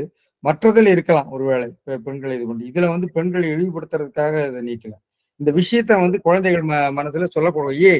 படத்தை நீங்க வந்து ஏன்னு போடுறதுல அடல்ட் ஒன்லின்னு போடுறீங்களா? இது அடல்ட் ஒன்லி விஷயம். ராமாயணம் அடல்ட் ஒன்லி விஷயம் தான். ஆனா அதனுடைய கதாநாயகனத்தை நம்ம சாமியா கும்பிடுறோம், அது வேற. அதுல கதாநாயகன் தப்பு பண்ணலையே சார். அதுல சொல்ல முடியாது. அந்த இடத்துல அந்த கல்லூரி மாணவர்களுக்கு சொல்லிக் கொடுக்கலாம் இல்லையா? கல்லூரி மாணவர்களுக்கு சொல்லிக் கொடுக்கலாம் இல்லையா? வேண்டாம் சார், ஒருத்தருக்குமே வேண்டாம் சார். இருக்கிட்ட மற்றவர்கள் வேணுங்கிற படிச்சு சரி வேண்டாம். அப்புறம் ஒரு கருத்து நீங்க ஆரம்பத்தில் சொன்னீங்க, அவரோட பேசுறாரு, நீங்களும் சொன்னீங்க பெண்களுக்கு எதிராக சொல்லியிருக்கிறாரு அப்படி இப்படின்னு பாக்குறத விட திருவள்ளுவர் எழுதிய காலகட்டத்துல அவர் எப்படி சமூக சூழல் நம்ம சேர்த்தா பார்க்கணும். அது எல்லா இலக்கியத்துக்கும் பொருந்தும். இப்ப இந்த முதல் குறள்லயே நீங்க பாத்தீங்கன்னா பிறன் பொருளால் அப்படிங்கிற பொருள் அப்படின்னு அவரு எழுதியிருக்கிறார் இல்லையா? அந்த காலகட்டத்துல பெண்களை எப்படி பார்த்தார்கள், சமூகம் எப்படி பார்த்ததுங்கிறதுக்கு அது ஒரு வெளிப்பாடாதான் சொல்ல முடியும். நம்ம தனிப்பட்ட முறையில வந்து திருவள்ளுவர் மேல நம்ம வந்து ஒரு குற்றம் கண்டுபிடிக்கிறதோ அவர் வந்து பொருள்னு சொல்லிட்டாருன்னு சொல்றதுக்கு இல்லைன்னு நினைக்கிறேன். இல்ல, அதான் அதுக்கு ஒரு விளக்கம் சொன்னேன் இல்லையா? தேப்போமே அதை எழுதியிருக்காரு. பொருள் அப்படிங்கிறது இன்ப பொருள். அதாவது அந்த நம்முடைய புருஷார்த்தங்கள் ஒன்றாகிய இன்ப பொருளுக்குரியவள். இன்ப பொருளுக்குரியவள்ங்கிறது அவளை வந்து அடிமைங்கிற அர்த்தத்துல இல்லை. அதே மாதிரி அந்த ஆணும் வந்து பெண்ணுக்குரிய இன்ப பொருளுக்குரியவன். அந்த பொருளை நாம பார்க்க அப்படி பொருள் சொல்லலையே, அதனாலதானே பிரச்சனை. அவர் வந்து உடமைன்னு எழுதிட்டு போயிட்டாரு. நாம அப்படி பொருள் சொல்ல வேண்டும்னு நான் கருதுறேன். அது தேப்போமி வந்து அந்த வள்ளுவர் கண்ட நாடும் காமத்துல எழுதியிருக்காரு. ரொம்ப அழகா சொல்லியிருக்காரு. இது வந்து நிச்சயமாக இது வந்து மிகவும் பரிவோடு எழுதியிருக்காருன்னு நான் நினைக்கிறேன். ஏன்னா நீங்க வரலாற்றுல படிக்கிற போது அவன் என்ன சொல்றான்னா, என்னென்ன பெண்களை எல்லாம் வந்து நீங்க வந்து பாலியல் வன்முறைக்கு உள்ளாக்கலாம்னு சொல்ற போது இந்த ஏழை பெண்கள், கூலிக்காரர்கள், உன்னோட வேலைக்கு வருகின்றவர்கள் என்று சொல்லி வரிசையா சொல்றான். சொல்லிவிட்டு கடைசியில் அதை கண்டிக்கிறான். இது எல்லா சமூகங்களும் இருக்கு. இன்னைக்கு நான் தான் சொன்னேன், கென்யாவில் வந்து இந்த தண்ணீருக்காக இந்த பெண்களை எல்லாம் வந்து வன்முறைக்கு ஆளாக்குகிறாருங்கிறது இன்னைக்கு ஒரு பெரிய செய்தியா வந்துட்டு இருக்கு. செக்ஸ்டோர்ஷன் அதை சொல்றாங்க. இதை நம்ம சமூகத்திலையும் நாம் பார்க்கிறோம். அது அரசர் மட்டும் இல்லை, மேல்தட்டு இப்ப ஒரு சொன்னாரு அரச குடும்பத்தை புதுமணம் செய்தவர்கள் அரசனுக்கு விருந்தாக இருக்க வேண்டும் என்று ஒரு சடங்கையெல்லாம் அவன் சொல்றான். அது இன்றைக்கு இருக்குதுன்னு சொல்ல நம்ம கேள்விப்படுகிறோம். அது நமக்கு தெரியாது. ஜமீன்தார் சில சினிமா கதைகள் வருது இல்லையா? அதனால நிச்சயமாக இது மிகவும் கடுமையான ஒரு பின்னாடி பாத்தீங்கன்னா அவன் செத்தவன் அப்படிங்கிறாரு. நீ செத்தவன்டா கொனாண்டாங்கிற. எளிதுங்கிறது போது நீ அவ பாவம் அப்படிங்கறதுக்காக நீ அவளை எக்ஸ்பிளாய்ட் பண்ணாதேங்கிறது அர்த்தமாக எனக்கு படுது. சொல்லுங்க இந்திரா, ஏதோ சொல்ல விரும்புனீங்க? இல்ல சார், அதாவது இப்போ இந்த இது இருக்குல்ல, இப்போ ஒருத்தர் கேள்வி கேட்டாங்க வரைவின் மகளிர், அப்புறம் பெண் வழி சேரல், இதெல்லாம் பற்றி. அதாவது ஒரு குறிப்பிட்ட காலகட்டத்துல நம்முடைய கருத்துக்கள் இப்போ இன்னைக்கு வரைவில் மகளிர் அல்லது இந்த மாதிரி தங்களையே அப்படி விற்று பிழைக்கிற பெண்கள் இருக்கிறாங்க எல்லா இடத்துலயும். அப்போ அந்த மாதிரி இருக்கிற பெண்களை பற்றி இன்றைக்கு இருக்கிற நோக்கம் அன்றைக்கு இருக்கிற நோக்கம் நமக்கு வித்தியாசமான ஒரு நோக்கம். அப்போ அவர் என்ன சொல்றாரு, அந்த மாதிரி இருக்கிற பெண்களோடு நீ உறவு வைத்துக் கொள்ளக்கூடாது, அது தப்பு, அந்த மாதிரி வள்ளுவரை பொறுத்த வரைக்கும். அதே மாதிரி பிறன் பொருளால் சொல்லும் போது, அதாவது சொசைட்டியை பொறுத்த வரைக்கும் இன்னைக்கு கூட இந்த சாதாரண பள்ளிக்கூட காதல் இருக்கவே கூடாது. அதனால அது தான் நம்ம நாட்டை கெடுத்துட்டு இருக்கு. அல்லது அதனுடைய ஹையர் லெவல்ல இருக்க காதல் எடுத்துக்கிடுங்க. அப்ப எல்லாரும் சொல்றாங்களே, இவ என்னுடைய ஆளு. அதே மாதிரி பெண்கள் கூட இவங்க இவர் என்னுடைய ஆளு அப்படின்னு சொல்ற ஒரு இது இருக்கு. அந்த ஒரு உடைமைனா அது ஒரு ஓனர்ஷிப், அந்த இதான் அவரு சொல்றாரு. அதோட அது எல்லாமே அந்த குறிப்பிட்ட காலகட்டத்துல பெண் மற்ற பொருள்களை போல அந்த கணவனுக்கு உரிய ஒரு பெண் அப்படின்ற ஒரு தாட் பேட்டர்ன் அன்னைக்கு இருந்திருக்கு. அதே மாதிரி நீங்க சொல்ற மாதிரி பைபிள்ல நீதிமொழிகள் அப்படின்னு ஒரு பகுதி இருக்கு, ப்ராவர்ப்ஸ் அப்படின்னு. அதுல நிறைய இடத்துல இந்த பிறன்மனை உணைதலையும் அதனால வரக்கூடிய துன்பங்களையும் எப்படி அதுல எப்படி அந்த பெண் கணவன் வெளியே போனப்புறம் இன்னொருத்தர இது பண்ணி கூப்பிடுறா, அதனால அவங்க கடைசியில போறது சாவுலதான் போய் முடியும்ன்றது ரொம்ப அதிகமாக கண்டிக்கப்படுகிற ஒரு இதுல நீதிமொழிகள் பாத்தீங்கன்னா, ஒன்று இந்த மாதிரி பிறன்மனை உடைதல், இன்னொன்னு கழு குடித்தல். இந்த ரெண்டையும் அவங்க ரொம்ப இது பண்றாங்க. ஒரு அரசனா இருந்தாலும் மனிதனா இருந்தாலும் இந்த ரெண்டு பிழைகளும் ஒருத்தன்ட்ட இருந்தா அவன் எழுந்து வர முடியாது. அது அவனுக்கு எப்பவுமே அழிவுல தான் கொண்டு போய் விடும். முக்கியமா அரசனா இருந்தானா அதுவும் இருக்கு, சாதாரண மக்களுக்கு சொல்ற மாதிரியும் இருக்கு. வள்ளுவர் சொல்ற மாதிரி ஒரு பேதைன்னு சொல்ற மாதிரி அவனை மூடன் அப்படின்னு நம்ம தமிழ் டிரான்ஸ்லேஷன் சொல்லுது. மற்ற ஹீப்ரு இங்கிலீஷ்ல எப்படி இருக்குன்னு தெரியல. அந்த நிலை, அதாவது அவங்க பார்த்த பார்வைக்கும் இன்னைக்கு பாக்குற பார்வைக்கும் வித்தியாசம் இருக்கிறதுனாலதான் நம்ம இதெல்லாம் கொண்டு போய் ஸ்கூல் பிள்ளைங்களுக்கோ இல்ல கல்லூரி மாணவர்களுக்கு கூட நம்ம நடத்த போனோம்னா இதை விட நல்லா நடத்துறதுக்கு நிறைய இருக்கு. கொஞ்சம் நடத்தி சொல்லி கொடுத்தப்புறம் இது அவங்களே படிச்சுக்கலாம், வேணா இந்த சாப்டர்ஸ அப்படி கூட விடப்பட்டிருக்கலாம். இருக்கலாம். நீங்க சொல்றது சரிதான். நீங்க கருத்தை முழுக்க எல்லா நாகரிகத்திலையும் எல்லா மதங்களிலும் எல்லா இதுலயும் இந்த விஷயம் முக்கியமாக கண்டிக்கப்பட்டிருக்கிறது. நம்ம பௌத்தம் சமணம் எல்லாத்துலயும் இருக்கு. அதை நான் அடுத்த வகுப்புகள் வேணா அதை பத்தி பேச பண்றோம். நீங்க இந்திரா சொன்னதெல்லாம் சரிதான், சரியான கருத்து தான். ஆனா இதுல அவர் சொல்லிருக்கிற நாசுக்கு அந்த கோபம் அதான் எனக்கு ரொம்ப ஒரு ஆச்சரியமா இருந்தது. நம்ம இந்த கோணத்துல இப்பதான் நான் பாக்குறோம். எவ்வளவு நாசுக்கா சொல்லியிருக்காரு, எவ்வளவு கோபமா சொல்லியிருக்காரு. விழிந்தாரின் வேறெல்லாம் அன்ற தெளிந்தாரில் புக்கு நிற்கிறவன்னு சொல்லியிருக்காரு. செத்தவன்டா நீ அப்படி. இது கூட எனக்கு எந்த இதுலன்னு தெரியல, நம்ம நினைவுல 11 கணக்குல தோழருடைய வீடாக இருந்தா கூட தனியா இருக்கும்போது மனைவி தனியா இருக்கும்போது போகாத அப்படின்னு ஒரு விதி இருக்கு. எனக்கு எதுன்னு தெரியல. ஆசார கோவில் அது அப்படி ஒரு இது இருக்கு. அதாவது தமித்தாய் உரையற்க இந்த 3 பேரும் சொல்லுவார், 3 பெண்கள்.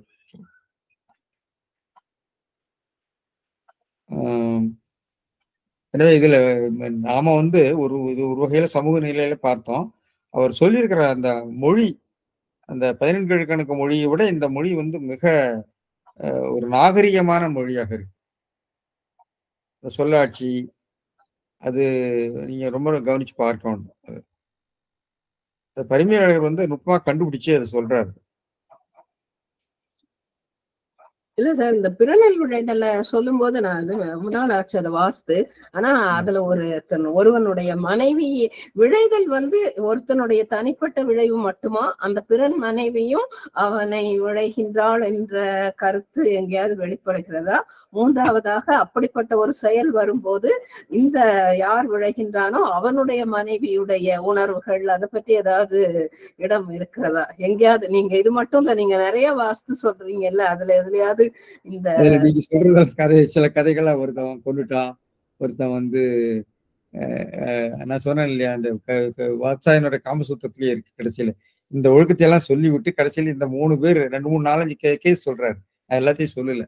எப்படி இதுல இந்த ஒழுக்கத்துல பின்பற்றினவன் எப்படி கொலை உண்டான், உசுறு போச்சு அப்படின்னு சொல்லி சொல்றாங்க. நிறைய கதைகள், நாட்டுப்புற கதைகள் கூட இதெல்லாம் இருக்குதுன்னு நினைக்கிறேன். இது மாதிரி நிறைய பேரல்ஸ் இருக்கும். நம்ம ராமாயணம் அதை வச்சுதானே பிறநெல் விளையாமை சொல்லக்கூடியதுன்னு நம்ம சொல்றோம். அதனுடைய பாவிகத்துல நம்ம சொல்றோம்.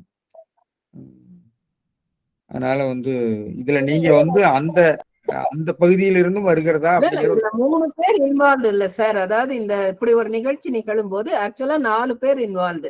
இந்த கணவனும், அதாவது ஏ ஒரு ஃபேமிலி, பி இன்னொரு ஃபேமிலி வச்சுக்கீங்க.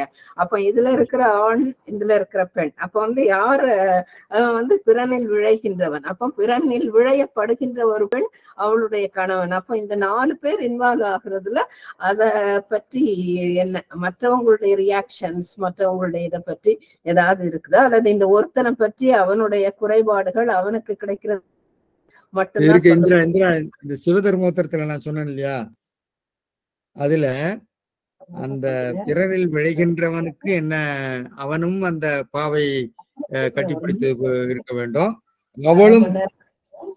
அவனும் அது மாதிரி ஆவான்னு சொல்லப்பட்டிருக்கு. நீங்க சொல்ற அந்த விஷயம் இதுல இருக்கு. பிறன் மனை விளைவதற்கு காரணமாக இருக்கிற பெண்ணும் அந்த துன்பத்துக்கு ஆளாகிறாள்னு சொல்லியிருக்கேன். இந்த சிவ கதையில எல்லாம், சிவனடியார் கதையில ஒண்ணு வருங்க. சிவன் வந்து வருவாரு, அடியாருக்கு திருப்தி படுத்துறதுக்காக தன்னுடைய யாரும் கிடைக்கலன்ட்டு தன்னுடைய மனைவியே அனுப்புற மாதிரி எல்லாம் கதையெல்லாம் சித்தரிச்சிருக்காங்க. நாயனார் கதை சொல்றீங்க. ரொம்ப மோசமான கதை என்று வையாவிற்பிள்ளை எழுதியிருப்பார். இது மாதிரி கதைகள்லாம் படிக்க கூடாதுன்னு எழுதியிருப்பார். பெரிய புராணத்துல இது இருக்கு, ஆபாசமா இருக்கு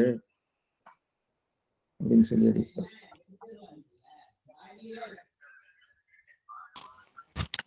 சார், இந்த பிறன் பொருளால் அந்த 2ஆம் வேற்றுமை தொகையை உணர்த்ததுக்கு வடிவேலு செட்டியார் பதிப்புல அந்த லகரத்தை டகரமா தான் பதிப்பிச்சிருக்காருங்க சார். பிறன் பொருளாட் நாம வந்து இட்டு போடணும். நான் சொல்ல மறந்துட்டேன், அதை விட்டுட்டேன், முடிவுட்டு போச்சு. பிறன் பொருளாட் இட்டுன்னு வரணும். அது நான் அதை திருத்தணும்னு நினைச்சிட்டு இருந்து திருத்தல. நீங்க சொல்லி குட்டி காட்டியது சரிதான். இல்ல, தேசிகர் அப்படித்தான் போட்டிருக்காரு. சரிங்க சார். நீங்க சொல்றது செவ்வெண்ணுக்கும் உண்மை தொகைக்கும் என்ன வேறுபாடுங்க சார்? அதை பத்தி இவரே எழுதியிருக்காரு. செவ்வெண்ணன் வந்து வரும்போது சொற்களை வரிசையாக நிறுத்துறது. இந்த உண்மை தொகைங்கிற போது அது வேற பொருள் போடும். சேர சோழ பாண்டியர்னு சொன்னா ஒரு அரச வம்சம் அப்படிங்கிற ஒரு பொருள்ல வரும் மொத்தத்துல. புரியுது? அறம்பொருள் இன்பம் என்று சொன்னால் அது வந்து புருஷார்த்தம் என்ற பொது பொருளப்படும். இது அப்படி இல்லை. அறமும் பொருளும் அப்படின்னு சொல்லி அதை நீங்க விரித்து செவ்வெண்ணாக நிறுத்தி இருக்கிறோம். தொகை இல்லை. It is not a compound. It is just a enumeration. It's a phrase. It's not a compound. அது வந்து இதுல இருக்கு. அந்த என்ன சொல்லி நம்முடைய அவர் தேசியர் எழுதியிருக்கார் பாருங்க. இதுல வந்து அந்த உண்மை தொகையா இருந்தா அந்த கடைசியில வர்ற அந்த முற்று இருக்குல்ல, சேர சோழ பாண்டியர், அது வந்து அதே மாதிரி காய்கறி அது மாதிரி வருமோ? சேர கபிலபரணர் வந்து பாருங்க, இவர் சொல்றாரு. இவர் நம்ம நன்னூல் விருத்திவரையில சொல்றேன். செவ்வெண்ணாவது எண்ணிடை சொற்கள் தொக்கு நிற்ப வருவது. உண்மை தொகைக்கும் செவ்வெண்ணிற்கும் வேறுபாடு பல மொழிகளையும் திரட்டி ஒரு பிண்டமாக கூறிய வழி உண்மை தொகையாகவும் புலவுவிட கூறிய வழி செவ்வெண்ணாகவும் கொள்ளப்படும் என்க என்று நன்னூல் விருத்திவரை கூறுகிறது. நன்னூல் விருத்தியில இருக்கு. சரிங்க சார். அப்ப சார், பேனா பென்சில் கொண்டு வா அப்படின்னு மட்டும் சொன்னீங்கன்னா அது வந்து செவ்வெண் தொகை வராம வந்திருக்கு. அப்படியே சார், எல்லாம் பேனா பென்சில் ரெண்டையும் கொண்டு வா அப்படின்னு சொன்னா உண்மை தொகை கிடையாது. அதான் இரண்டையும் கொண்டு வான்னு சொன்னீங்கன்னா உண்மை தொகை இல்ல, உண்மை தொகை இல்ல. ஆனா பேனா பென்சில் கொண்டு வா அப்படின்னு சொன்னா உண்மை தொகையா? இல்ல, உண்மை தொகை இல்ல, அது செவ்வன். அதாவது நீங்க தொகை எண் கொடுக்காம வெறுமனே நின்னாலும் செவ்வன் தான் அதான் சொல்றீங்களா? அந்த 2ங்கிற தொக்கு வந்துருது, விகாரத்தால தொக்கு போச்சு. It should be there. You bring the two, both அப்படிங்கிற விடுவிட்டு போச்சு. அப்ப பேனா பென்சில்களை கொண்டு வான்னு சொன்னேன்னு வச்சுக்கோங்க, அது உண்மை தொகையா? உண்மை தொகை கிடையாது, செவ்வன் தான். எப்படி சார்? அப்ப வந்து ஏன்னா சேர சோழ பாண்டியர்கள் அப்படின்னு சொல்லும் போது தானே உங்களுக்கு உண்மை தொகை ஆகுது. அப்ப பேனா பென்சில்கள்னு சொன்னா உண்மை தொகை ஆகுறதுக்கு வாய்ப்பு இருக்கு. அந்த விதிப்படி சரிதான் நீங்க சொல்றது, சுட்டி காட்டுற. அப்படின்னா பேனா பென்சில்களை கொண்டு வான்னு சொன்னா இந்த எழுது பொருளை கொண்டு வாங்கன்னு மொத்த பொருள் வந்துருது இல்லையா? அப்ப அது தொகை. சரிதான் சரிதான், நீங்க சொல்லுங்க.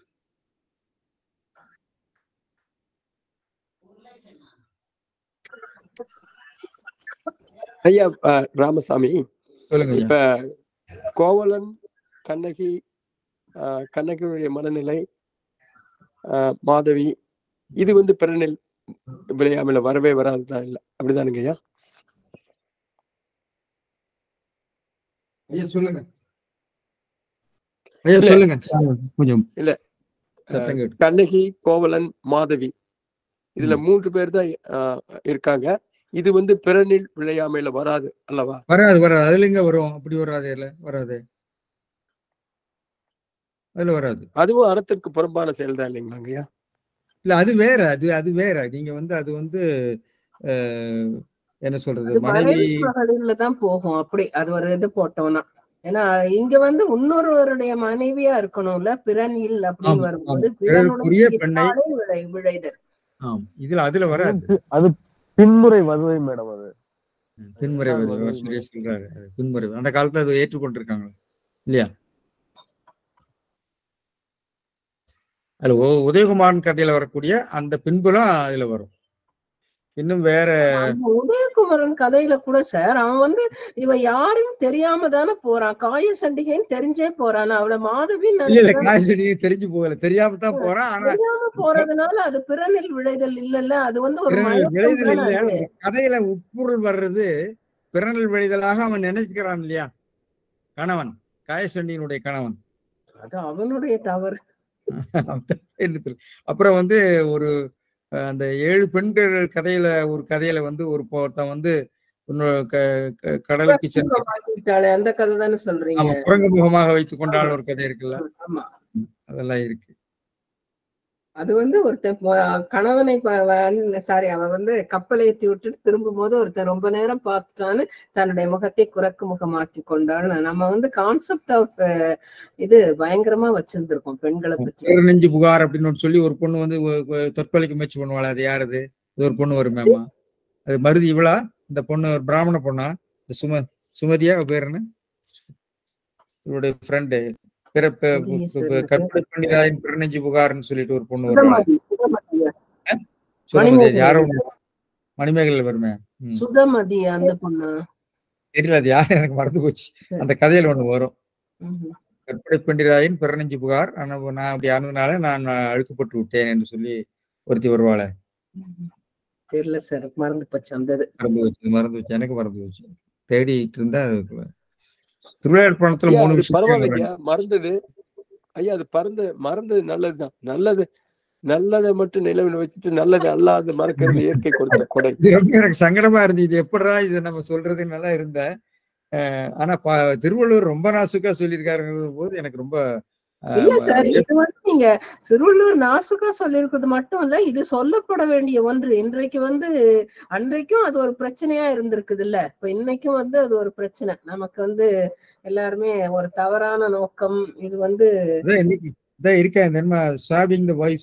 பேப்பர்ல வருது, கன்றாவியா இருக்க மனைவிமார்களை மாற்றிக்கொள்ளுதல்னு சொல்லி அது ஒரு பெரிய ஒரு கலாச்சாரமாகவே பெரிய பணக்கார சமூகத்துல இருக்குதுன்னு சொல்லி ஒரு கேரளால ஒருத்தர் எல்லாம் பிடிச்சு போட்டிருக்காங்களா, ஜெயில எல்லாம் கணவன் மனைவியே அதை செய்திருக்காங்களே.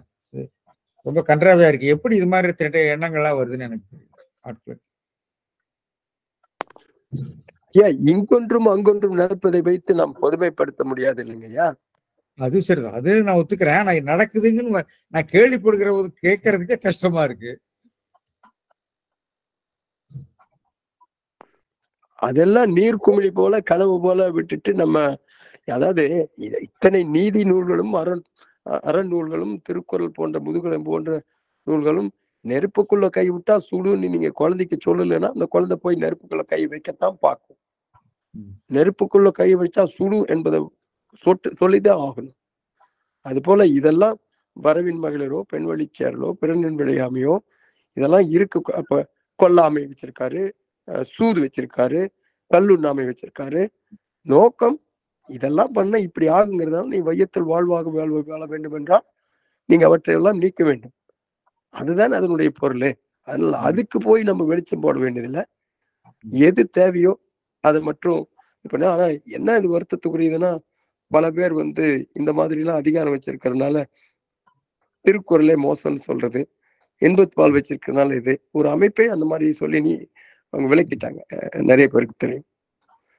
அதனால அதுக்காக வருத்தப்பட முடியாது. இப்படியும் அதாவது உலகம் பலவிதம், அதில் இது ஒரு விதம் என்று விட்டு நம்ம நேரடியா எது சரியோ சமுதாயத்துக்கு, எது வள்ளுவர் காட்டும் அற வாழ்க்கையோ அதை பார்த்துட்டு போறதுதான். நீங்க பம்பாயில சிவப்பு விளக்கு பகுதி இருக்கிறதுனால பம்பாயி போக மாட்டேன்னு சொல்லுவாங்களா என்ன? அல்லது இந்த ஊர்ல சாக்கடை துர்நாற்றம் வீசுகிறது அந்த ஊருக்கே போக மாட்டேன்னு சொல்லுவாங்களா என்ன? அது மாதிரிதான். ஆனா நிறைய பேர் அதை புரிந்து கொள்வதில்லை. கற்றவர்கள் உணரலாம், மற்றவர்கள் ஐயோ இப்படி சொல்லிட்டாரு, இவர் வள்ளுவர் பெண்களை இழிவுபடுறாரு, அதை கண்டுக்காம போறதுதான் சிறப்புன்னு நான் நினைக்கிறேன். அதனாலதான் அந்த கேள்வி கேட்டேன். இந்த மாதிரி தவறான கண்ணோட்டத்துல பார்ப்பவர்களுக்கு நம்ம என்ன பதில் சொல்ல முடியும்? பொதுவாக நான் கேட்ட கேள்வி. நன்றிங்க ஐயா. நன்றி.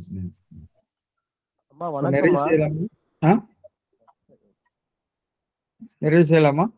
ஏதாவது கேள்விகள் இல்லையா? இன்னொரு டவுட் சார். சொல்லுங்கம்மா. அந்த பழைய ஒரு கதையாது என்ன நிஜமான்னு தெரியாது. அதாவது ஒரு குடும்பத்துல ஒருத்தர் விதவை ஆயிட்ட பிறகு வாரிசு வேணுங்கிறதுக்காக அதே குடும்பத்துல இருக்க இளையவரோ இல்ல அவருடைய அந்த அம்மாவுக்கு கணவருடைய மூத்தவரோடையோ அந்த 10 ஆண்டுகளுக்குள்ள, அதாவது அந்த ஆணுக்கு வீரியம் குறையறதுக்குள்ள 3 முறை முயற்சி செய்து வாரிசை எடுத்துக்கலாம் அப்படின்னு.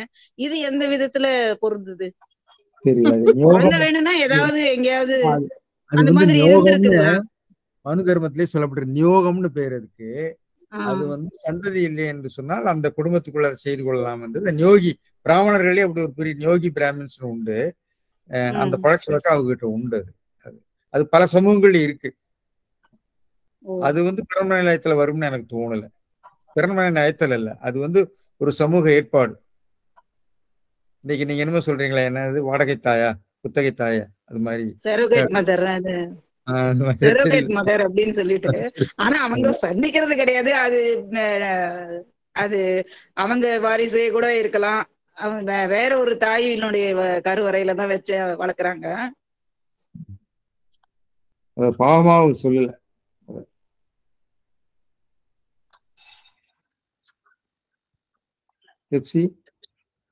யாராவது இல்லையா சார்?